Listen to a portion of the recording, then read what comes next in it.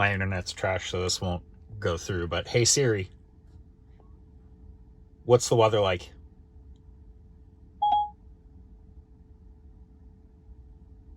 One moment.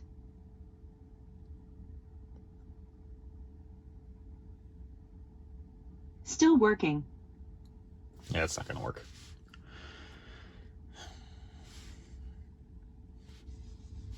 On the Tesla, it still shows up as my phone's connected. The wireless CarPlay box is in the dashboard. I routed the cables up and in the trim. And then there's another cable that goes under the passenger seat to supply power to the box and everything. I do have a remote in there, but I don't know how much I'm going to use it since I can't touch my hands. The useful thing about the remote is I've got it programmed to control the Kindle so that I can click a button, and then if it's dark out, the brightness dims all the way down, so I'm not getting blinded by that. It does have auto brightness, so I don't really ever have to do that much. Most of the time, this remote sits in here.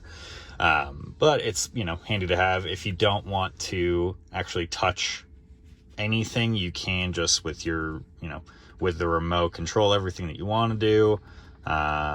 It's a little bit cumbersome, but you get used to it, and you get muscle memory, so you don't really need to do anything with looking down if you don't want to. I like it mostly just because I can browse all the music on my phone, and I don't have any issues with that. I don't have to pick up my phone to change any playlists. I do use HomeKit a lot, so having full Siri integration without having to touch my phone or anything is a lot better for me. I also just like CarPlay. I'm big in the Apple ecosystem. Whether or not you are, you can also do Android Auto from this, depending on what benefits that might have for you. I like it.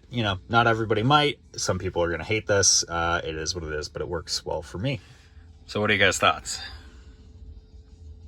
I do have full access to wireless charging and everything still. It's not inhibiting that at all. You can see here I've got the cable going down into the trim, and then let's show you what's in the glove box.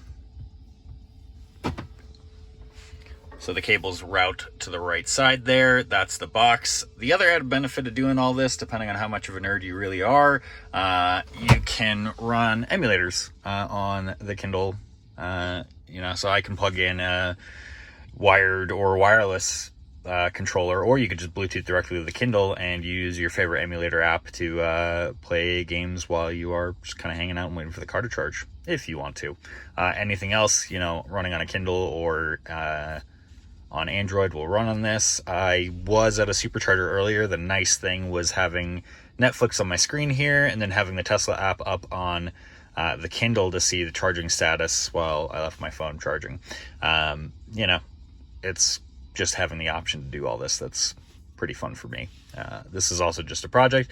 It seems to stay in place pretty well, more than I had a cup holder mount before where it just went right into here, and that was good, but you lose a cup holder, which is a pain in the ass, and it did wobble around a little bit. Now, it was easier when you're sitting here. You can just touch the screen, but same difference here. Depending on how you drive, how you sit, you could do either or.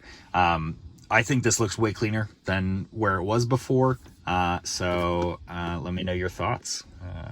Yeah.